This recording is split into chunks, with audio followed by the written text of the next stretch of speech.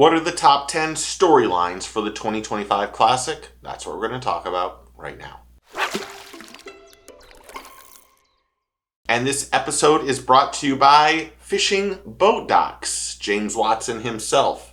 If you want to check out his amazing collection of tackle and gear and shirts and merch, go to his website and I'll put a link in the description below. And thanks, James, for the hats and the shirts. What are the top 10 storylines for the 2025 Classic? Well, that's what we're going to figure out and discuss right now. Now, these are just things that I have wondered about since this is a weird year for the Classic. And since covering the Classic and bass fishing since 2009, this year's Classic offers a lot of intrigue to me. It's the fourth time they've been into Texas.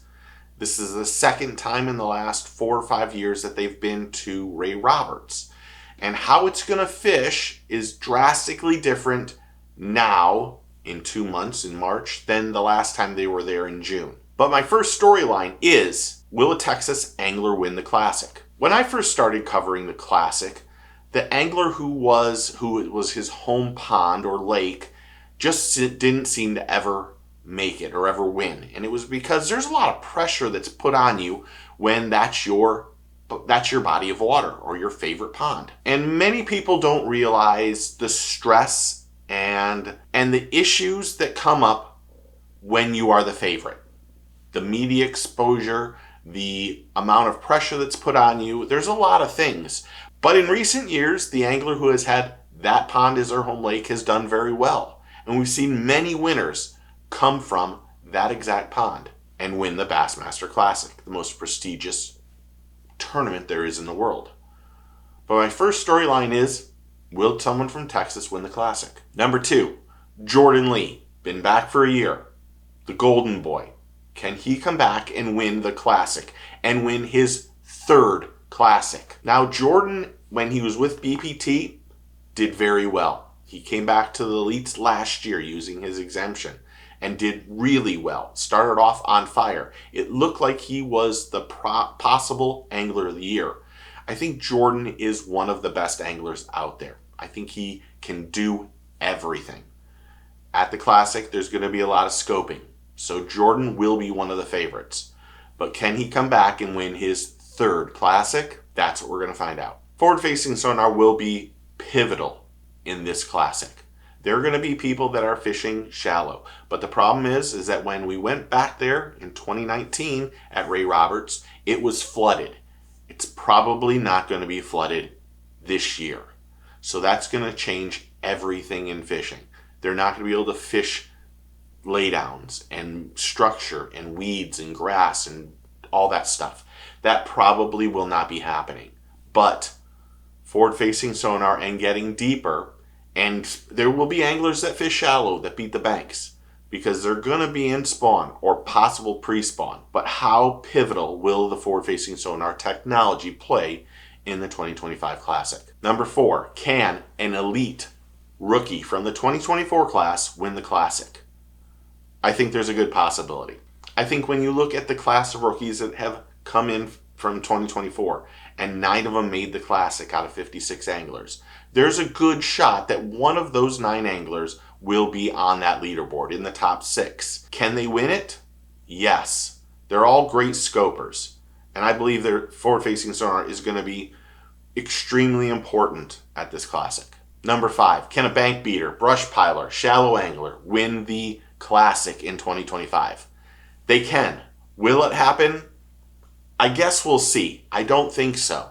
I think we're going to see the anglers that go shallow have 1 or 2 good days and then have one bad, horrible day in that 9 to 10 pound, 9 to 12 pound range sack of fish. And when you're fishing the Classic, a bad day almost breaks you. Now here's what you can do me a favor. There's 5 more, but before we go into it, if you like this kind of content, click that subscribe button and become part of the team and family. And I really do appreciate it. But put your comments below on all the questions. Number 6, what will happen to Ben Milliken? Well, we won't know. Could he possibly miss the Classic? Possibly. I really don't think so. It's just my intuition. I think there'll be some sort of plea deal, and I think that he'll be fine, and I think he'll be one of the favorites. Can a Bass Nation qualifier come home with the Classic? Is there a chance? Yes. Probably not, though. And that's no disrespect. When you're a Bass Nation angler or one of those guys that gets a qualifying bid, you don't realize the pressure put on you to do well at the Classic. The media blitz, the whole thing. They're just not used to what the elite anglers deal with week in and week out. But there's usually someone that comes out of the Bass Nation group that does really well. But winning the Classic, that's a really tough thing. Number 8, will this Classic at Ray Roberts be the best attended and biggest of all time? Now, I think the attendance will be great. I'm not sure how the television ratings will go. Now, I know for a fact we're going to be told it was the biggest and best for sure. That's always what happens every year. I think there are a lot of people that are sick and tired of forward-facing sonar. And I'm not sure a lot of people are going to watch the Classic on TV, on Fox Sports 1 or wherever it's put on, and watch anglers stare down at a screen. I'm not sure that's going to help. Will there be a ton of people that show up? Yes. The convention's amazing. But saying that we think that the ratings are going to go through the roof is probably not true. How will the 2025 Classic different than the 2021? I think I said 2019, another thing. This is the 4th time the Classic has been in Texas. The difference that's going to happen is the time of the year that they're fishing. Last time there was a flooding. This time I'm not sure there will be. Forward-facing sonar in the last 3 years has been stepped up to another level. I think we'll see forward-facing sonar play a pivotal role. I think that the water levels and the temperature and the water quality and how the bass are fishing pre-spawn is going to be drastically different. I don't know if we're going to see giant numbers of giant fish. We will see some big 10-pounders, I think. But it's a cookie cutter place to fish.